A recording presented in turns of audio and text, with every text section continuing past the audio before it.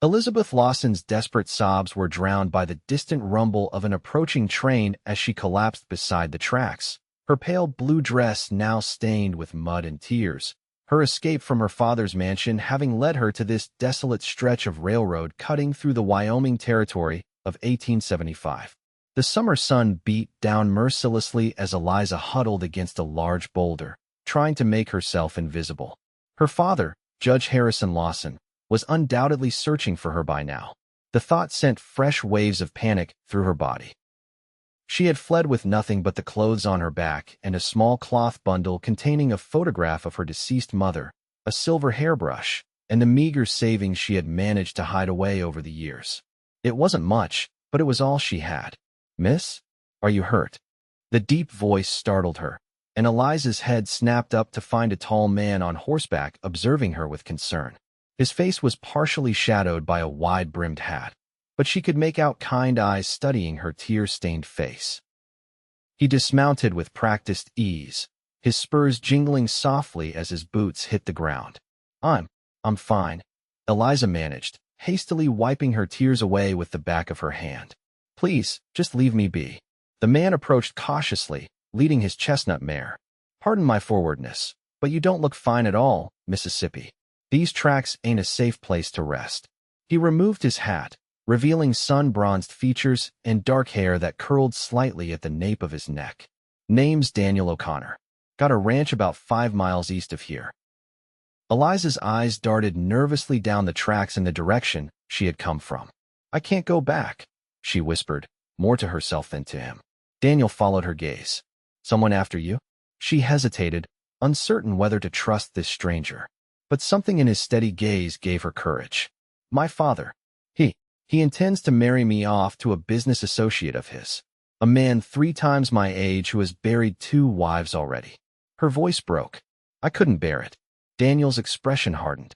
No woman should be forced into such an arrangement. He glanced at the sun's position. "Train's due through soon. Would you allow me to help you to safer ground, at least?" Eliza studied him, weighing her options. Her father's men could appear at any moment. This cowboy might be her only chance. "I have nowhere to go," she admitted.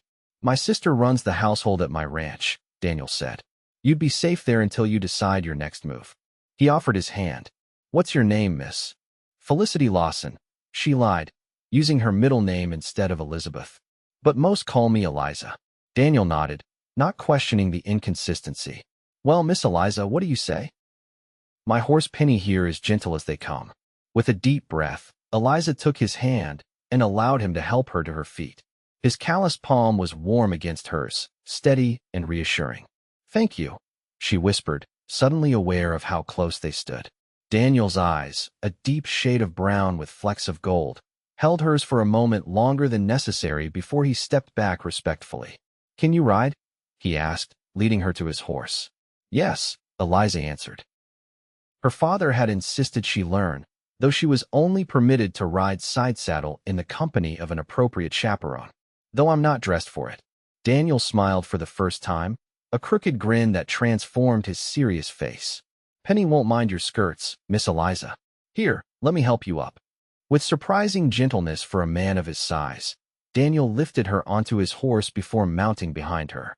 Eliza stiffened momentarily at the unfamiliar closeness, then relaxed as Daniel kept a respectful distance, reaching around her only to take the reins.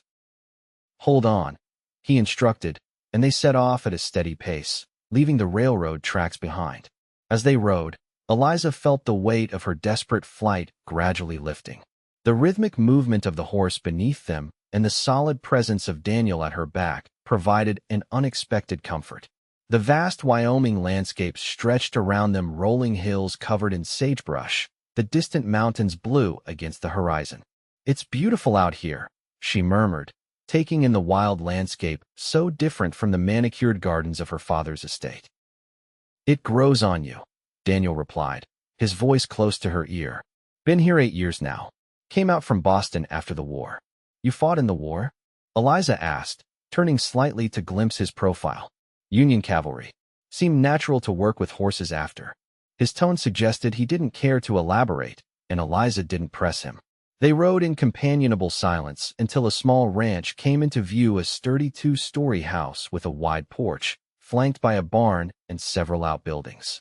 Smoke curled from the chimney despite the summer heat. "Home," Daniel announced simply. As they approached, a woman emerged onto the porch, shading her eyes against the late afternoon sun. Her dress was simple but clean, her brown hair pulled back in a practical bun. "Daniel," she called. "You're back early." She stopped as she noticed Eliza. "Oh, you've brought company." Daniel dismounted before carefully helping Eliza down. Her legs felt unsteady after the long ride, and she gripped his forearms for support. Their eyes met briefly, and Eliza felt a flutter in her chest that had nothing to do with exhaustion.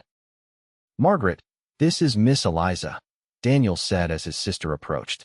"She needs a safe place to stay for a while." "Miss Eliza, my sister Margaret O'Connor." Margaret's eyes, the same warm brown as her brother's, took in Eliza's disheveled appearance with concern rather than judgment. "You poor thing, you look exhausted. Come inside before you collapse." Before Eliza could protest, Margaret had taken her arm and was guiding her toward the house. "Daniel, seat a penny and then come in for supper. I've made stew." The interior of the O'Connor home was modest but comfortable, with simple furniture and handmade quilts adding color to the rooms. Margaret led Eliza to a small bedroom off the main living area. "You can rest here," she said. "I'll bring you some water to wash up, and perhaps a change of clothes. You look about my size, though a bit taller." "You're very kind," Eliza said, overwhelmed by the sudden kindness after her frightening day. "I don't know how to thank you." Margaret smiled. "Any friend of Daniel's is welcome here. Though I must say, my brother rarely brings visitors, especially young ladies." Her eyes twinkled with gentle curiosity. Eliza blushed. "We just met, actually. He found me by the railroad tracks. I was running away." She hadn't meant to be so forthcoming, but there was something about Margaret's gentle demeanor that invited confidence. Margaret's expression softened with understanding. "You're safe here, dear. Rest now, and we can talk more over supper if you wish." Left alone, Eliza sank onto the edge of the bed, the events of the day catching up with her. The room was small but clean, with faded floral curtains and a simple pine dresser. A far cry from her luxurious bedroom at her father's mansion, yet it felt more welcoming than any place she'd been in years. When Margaret returned with a basin of water and a clean dress, Eliza gratefully washed away the dust and tears of her journey. The borrowed dress was slightly short at the ankles, but otherwise fit well enough. "Much better," Margaret approved when Eliza emerged. "Come, supper's ready, and Daniel's just come in." Daniel had changed his shirt and washed up as well, his dark hair still damp at the temples. He stood as Eliza entered the kitchen, and something in his expression as he took in her transformed appearance made her cheeks warm. "Miss Eliza," he nodded. "You look rested." The simple meal of rabbit stew, fresh bread, and preserves was more delicious than any elaborate dinner Eliza had been served at her father's table. As they ate, Daniel explained to Margaret what little he knew of Eliza's situation. "Judge Lawson," Margaret mused.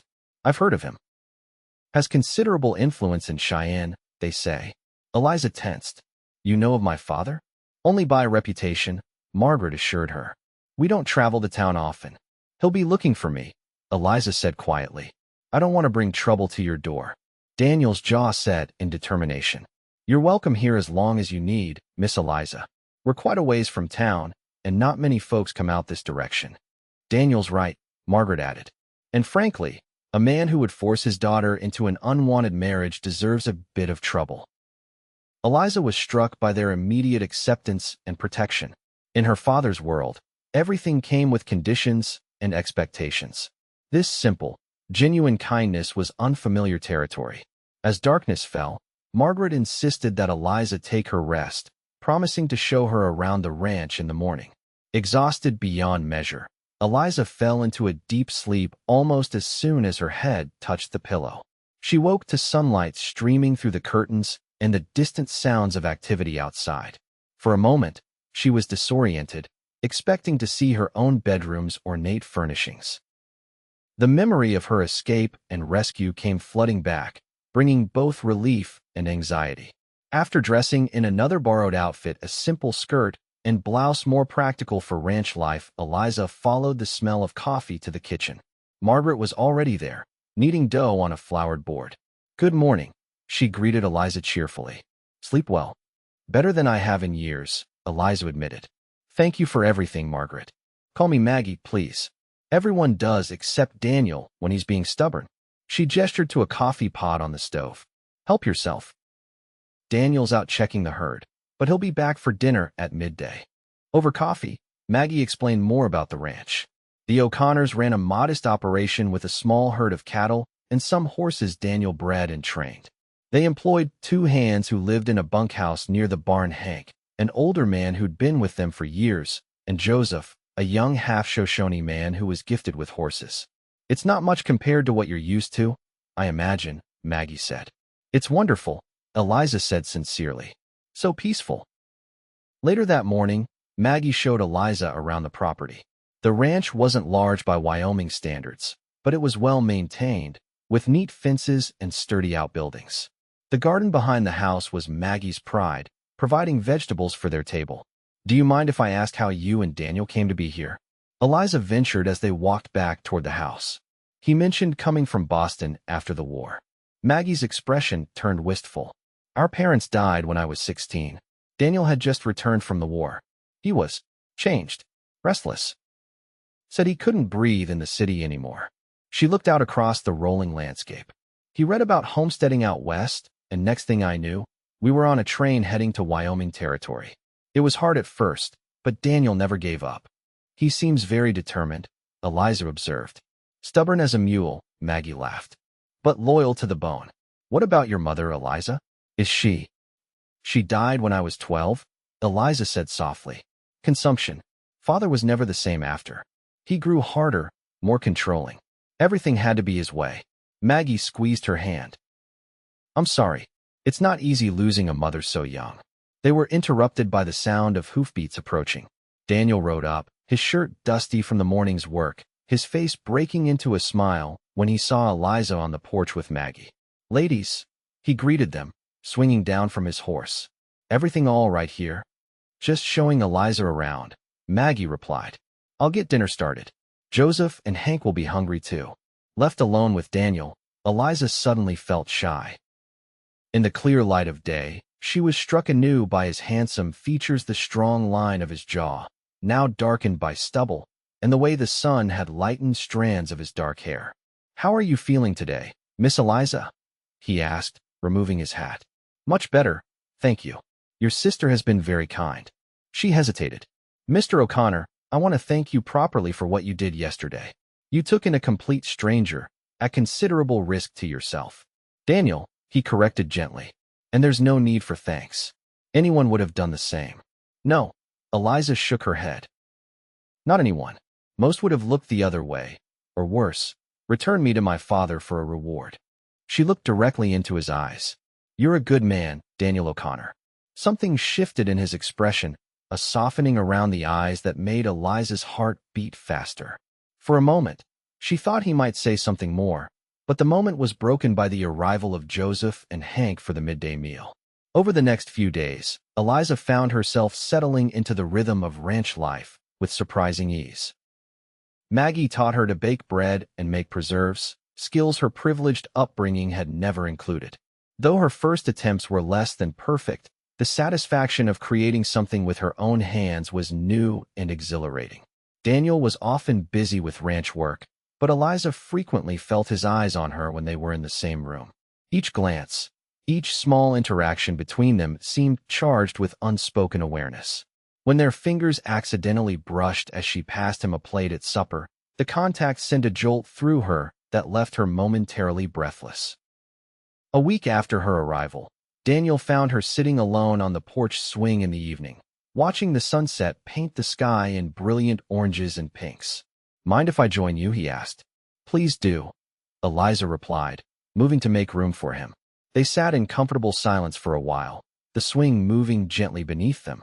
Eliza was acutely aware of his presence beside her, the clean scent of soap mingling with the leather and sunshine smell that seemed uniquely his. "I've been thinking," Daniel said finally. "Your father won't give up looking for you easily." Eliza's stomach tightened with anxiety. No, he won't. His pride wouldn't allow it. I sent Joseph into town today for supplies. Asked him to listen for any news. Daniel turned to face her, his expression serious. There are posters up offering a reward for information about your whereabouts. Quite a substantial one. Fear gripped Eliza's heart. I should leave. I'm putting you all in danger by staying. That's not what I'm saying, Daniel said firmly. This is the safest place for you right now. Few people come this way, and those who do are friends we trust. He hesitated. But I think we should consider your longer-term options. What options do I have? Eliza asked, the despair she'd momentarily forgotten returning full force. I have no money, no skills, nowhere to go. Daniel's hand covered hers where it rested on the swing between them. That's not true. You're smart, adaptable. I've seen how quickly you've learned everything Maggie's shown you. His thumb moved almost imperceptibly over her knuckles. And you're not alone anymore, Eliza. The simple touch, the warmth in his voice, the use of her name without the formal miss, it all combined to create a flutter of hope within her chest. Thank you, she whispered, turning her hand beneath his so their palms met. The intimacy of the gesture surprised them both, but neither pulled away. The next morning, Eliza woke with renewed determination. If she was to build a new life, she needed to be useful, to contribute. She found Daniel in the barn, brushing down a young mare. I want to help, she announced. Properly, I mean. I can't continue to be a guest indefinitely. Daniel looked up, surprise evident on his face. You already helped Maggie with the house. I want to learn more, Eliza insisted. About the ranch, the animals. I've only ever been taught things considered proper for a judge's daughter, playing the piano, painting watercolors, hosting tea parties. None of which is particularly useful here. A slow smile spread across Daniel's face. All right then, let's start with horses. Ever groomed one before? By midday, Eliza's arms ached from brushing. Her new calluses stung, and her borrowed skirt was decidedly dusty, but she felt more alive than she had in years. Daniel proved a patient teacher, explaining each task clearly, demonstrating when needed, his hands occasionally guiding hers with gentle precision. You're a natural, he told her as she confidently led the mare back to her stall. Most city folks are too tentative with horses. They sense fear. I'm not afraid, Eliza said, realizing it was true. Not of the work, not of the animals, not of this new life that was gradually opening before her. The only fear that remained was the specter of her father finding her. As if reading her thoughts, Daniel said, I was thinking we might ride out to the south pasture tomorrow. It's the farthest point of the ranch, with a good view of the surrounding area. Would help you get your bearings. Eliza recognized the offer for what it was, a chance to show her more of her potential sanctuary, to help her feel secure in her knowledge of the land. I'd like that very much. The next day dawned clear and cool, perfect for riding. Maggie packed them a simple lunch, her eyes twinkling with a knowing look that made Eliza blush. Daniel had saddled a gentle bay mare named Willow for Eliza, adjusting the stirrups to accommodate her height. Thank you for not assuming I'd ride side saddle, Eliza said as they set out, her divided skirt, another of Maggie's practical alterations, allowing her to sit astride comfortably. Daniel looked genuinely puzzled. Why would anyone ride side saddle if they didn't have to? Seems a good way to fall off. Eliza laughed, the sound carrying across the open land. My father would be scandalized to see me now. Then it's a good thing he can't, Daniel replied with a grin. They rode for over an hour, Daniel pointing out landmarks and sharing the history of the ranch. The south pasture sat on higher ground, offering a spectacular view of the valley below and the mountains beyond. It's breathtaking, Eliza said as they dismounted near a cluster of cottonwood trees. First time I saw this spot, I knew I'd found home, Daniel agreed, securing the horses in the shade. He spread a blanket on the ground and unpacked their lunch bread, cheese, dried beef, and Maggie's apple preserves. As they ate, Eliza found herself opening up about her life before her restricted upbringing, her father's increasing control after her mother's death, his business dealings that seemed to grow more questionable each year. After Mother died, it was as if all the warmth left our house, she explained. Father threw himself into work, into accumulating more wealth, more power.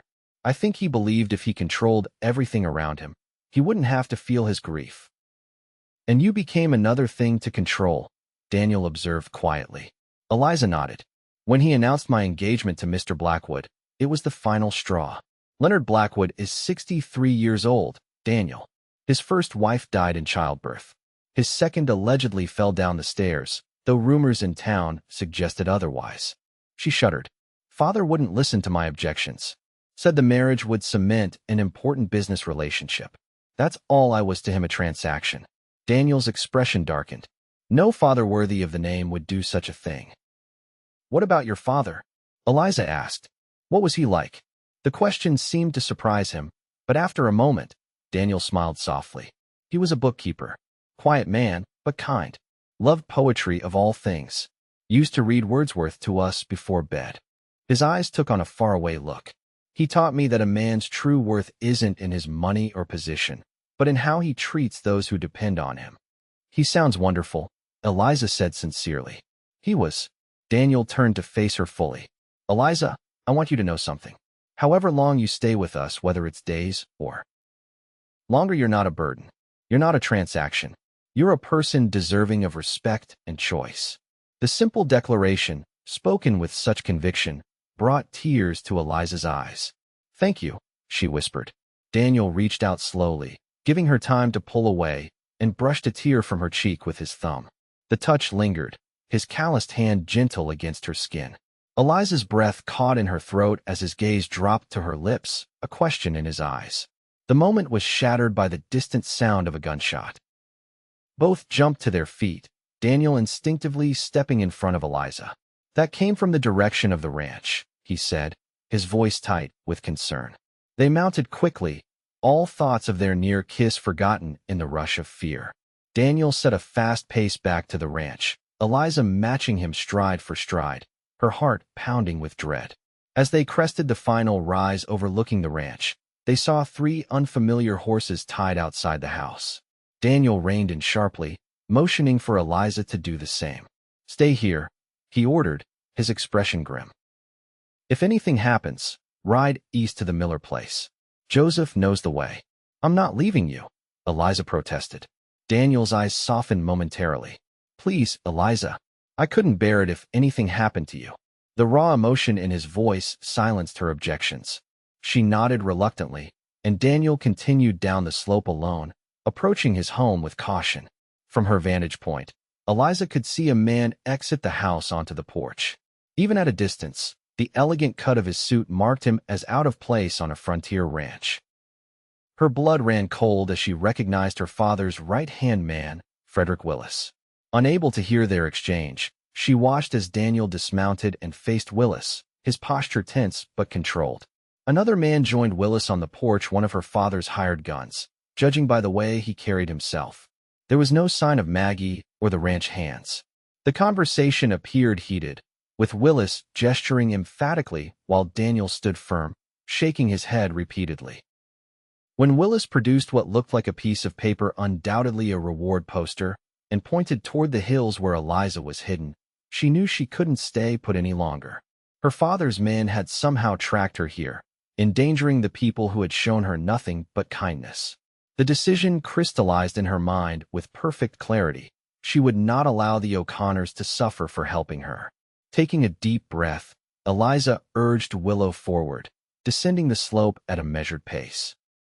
She saw the exact moment Daniel spotted her, his face registering alarm and then resignation as she approached. Miss Lawson, Willis called as she drew near, his thin lips curving into a satisfied smile. Your father will be most relieved to know you're safe. Mr. Willis, Eliza acknowledged coldly, dismounting beside Daniel.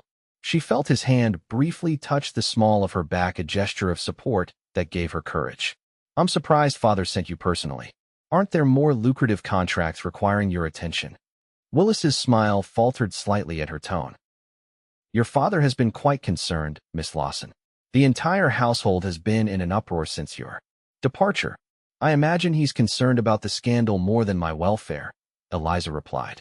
Please inform my father that I won't be returning. The second man stepped forward, his hand resting meaningfully on his holstered gun. Now, Miss Lawson, your father was quite clear. We're to bring you home. Daniel moved almost imperceptibly, positioning himself between Eliza and the armed man. "The lady has made her wishes clear," he said, his voice deceptively calm. "I suggest you respect them." "And who might you be?" Willis asked, eyeing Daniel's dusty ranch clothes with disdain. "Daniel O'Connor. This is my ranch you're trespassing on." Willis sniffed dismissively. "Mr. O'Connor, I advise you to reconsider your position. Judge Lawson is not a man to be crossed. If you've been harboring his daughter against his wishes, there could be legal consequences." "I'm 22 years old, Mr. Willis," Eliza interjected. "I left of my own free will. There's nothing illegal about Mr. O'Connor offering hospitality to a traveler in need. Nevertheless, your father has no legal right to force me to return," Eliza finished firmly, "nor to force me into marriage with Mr. Blackwood." At the mention of marriage, Daniel's expression hardened further. "I think it's time for you gentlemen to leave," he said, the steel in his voice unmistakable. The standoff might have escalated further if not for the timely arrival of Joseph and Hank, riding in from the fields. They dismounted quickly, flanking Daniel with questioning looks. "These men were just leaving," Daniel told them. "They've delivered their message." Outnumbered and clearly unprepared for resistance, Willis reconsidered his position. "This isn't over, Miss Lawson. Your father will not accept this defiance.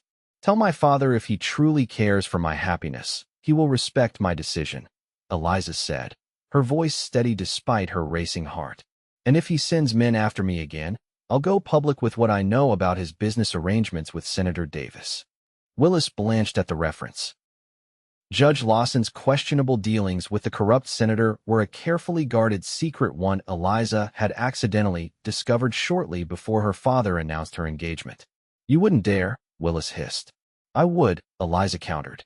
"I have nothing left to lose." The tension hung in the air for several long moments before Willis finally nodded curtly. "Very well. I'll convey your message." He turned to his companion. "Come along, Rogers." They watched in tense silence as the men mounted and rode away. Only when they were out of sight did Eliza's composure crack, her legs suddenly weak with the release of fear and adrenaline. Daniel caught her before she could fall, his strong arms steadying her. "Are you all right?" he asked, searching her face with concern. "Maggie," Eliza gasped. "Is she—" "I'm here," Maggie called, emerging from the barn with a rifle in her hands. "I was keeping watch from there. Thought it best to stay out of sight." Relief flooded through Eliza. "Thank goodness. I was so worried when we heard the gunshot." "That was Rogers firing into the air when they first arrived," Joseph explained, "trying to intimidate us into telling them where you were." Daniel still hadn't released his hold on Eliza, and she found she didn't want him to. The solid warmth of him against her side felt like safety, like home. "You shouldn't have come down," he murmured, for her ears only. "You could have gotten away. And leave you to face them alone? Never." Eliza looked up at him, reading the mixture of frustration and admiration in his eyes. "Besides, they would have kept coming back, endangering all of you. This way, at least Father knows I'm serious." "Will he listen?" Daniel asked. "About respecting your decision?" Eliza sighed. "I don't know. The threat about Senator Davis might give him pause, but my father is not a man who gives up easily." That evening, after a subdued dinner during which everyone processed the day's events, Daniel found Eliza alone on the porch again.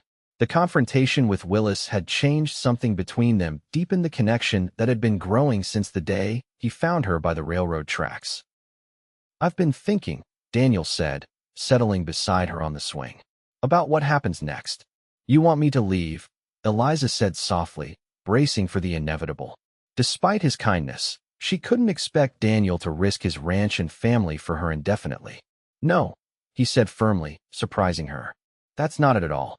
He took her hand, his touch sending that now familiar warmth through her veins. "Eliza, I know we haven't known each other long, but he paused, seeming to search for the right words. "I've never met anyone like you. Your courage today, standing up to those men, it was something to behold." Eliza's heart began to race. "Daniel, let me finish, please," he said gently. "I'm not offering a solution based on convenience or protection. I'm telling you that in these past weeks, I've come to care for you deeply, more than I thought possible." His eyes held hers, earnest and unwavering. "I'm not asking anything of you now. Just know that if you choose to stay not out of necessity, but because you wanted there could be a future for us. Together. Tears welled in Eliza's eyes, but they were tears of joy, not sadness. I was so lost when you found me, she whispered, running away from something, with nowhere to run to. She reached up, her fingers lightly tracing his jawline. But now I find I'm no longer running away. I'm running toward something. Toward you. Daniel's expression transformed, hope and tenderness replacing uncertainty. This time when he leaned toward her, there were no gunshots to interrupt them. His lips met hers in a kiss so gentle it made her heart ache, a promise of protection and passion in equal measure. When they finally parted, both slightly breathless, Daniel rested his forehead against hers. We'll face whatever comes together, he promised. Your father, the ranch, all of it. Together, Eliza agreed, the word feeling like a vow. 6 months later, on a crisp winter morning with snow dusting the distant mountains, Eliza stood in the small church in town, wearing a simple, white dress Maggie had helped her make. The scandal her father had threatened never materialized. The mention of Senator Davis had apparently given him reason to reconsider his pursuit. A terse letter had arrived instead, acknowledging her choice, while making it clear she was no longer welcome in his house. The pain of his final rejection was real, but it was eased by the family she had found. As she walked toward Daniel, handsome in his best suit, his eyes shining with love and pride, Eliza knew with absolute certainty that running away that summer day had been the bravest and best decision of her life. The tracks that had seemed to lead nowhere had instead brought her exactly where she was meant to be. When the preacher pronounced them husband and wife, and Daniel kissed her with a tenderness that still made her knees weak, Eliza Lawson, now Eliza O'Connor, silently thanked whatever fate or providence had led her to collapse beside those railroad tracks, and the good man who had found her there. Spring brought new beginnings to the O'Connor ranch. The cattle delivered healthy calves, the garden Eliza now tended with Maggie burst into bloom, and the family grew too. Joseph married a Shoshone girl from his mother's tribe in a ceremony that blended both cultures beautifully. By the following winter, when Eliza held her newborn daughter in her arms with Daniel beside her, his face awestruck as he counted perfect tiny fingers, she knew that the tears she had shed beside those railroad tracks had watered the seeds of a happiness greater than she had ever dared to imagine.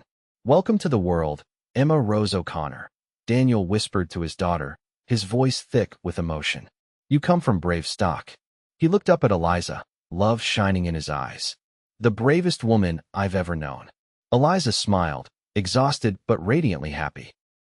She'll know nothing of cruelty or control, she promised. Only love and freedom. As snow fell softly outside their window, blanketing the ranch in peaceful white, Eliza knew that sometimes running away wasn't an end, but a beginning. The tracks that had seemed to lead nowhere had brought her home.